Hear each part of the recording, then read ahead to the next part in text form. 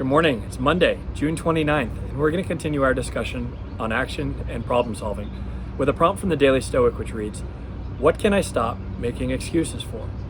So yesterday I started rereading Aldous Huxley's dystopian classic, Brave New World, and in the second chapter there's a horrifying scene in which newborn babies are conditioned through terror and torture to have their belief system reprogrammed before they can even verbally communicate. Ignoring the allusion to our molding through false agreements that I think Huxley was making here, it did make me think of parenting and how we condition our children from the very earliest of ages. I then extended this concept to how we condition our own thoughts and behaviors, even as adults.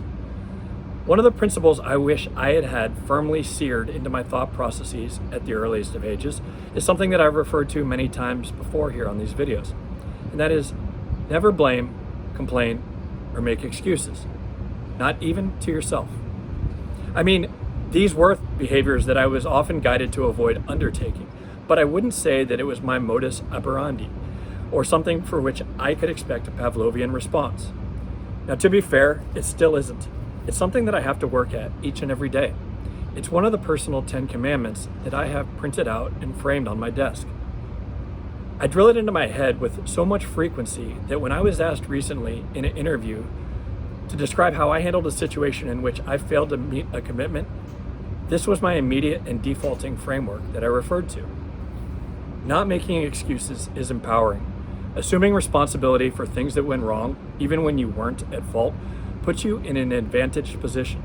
It affords you the first mover benefit of choosing how you would respond, rather than having it chosen for you.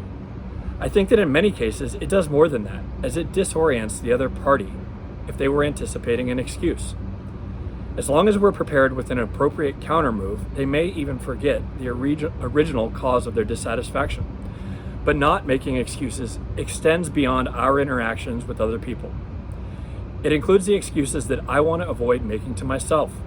It includes all the BS reasons that I can concoct to self-justify not doing something that I shouldn't, just choosing to stay the same way. It's the easy way out, or rather, so it seems. The area in which I recently found myself making excuses, at least to myself, was related to the frustration that I was having with my job earlier this year.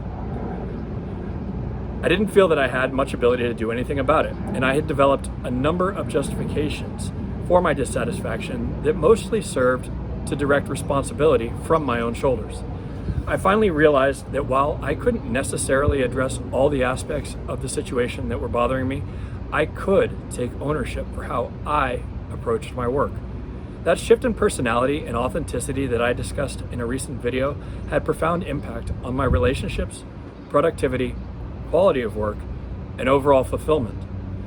Now, having found myself in a better place, I think how much time and emotional bandwidth I wasted by allowing myself to create that fictional narrative of excuses instead of immediately assessing the situation, assuming responsibility, and taking action.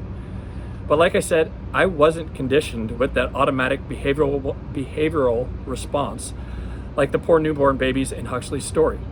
But that doesn't mean that with enough dedication and practice, I can't make progress here even as an adult. Hope you have a great day. Bye.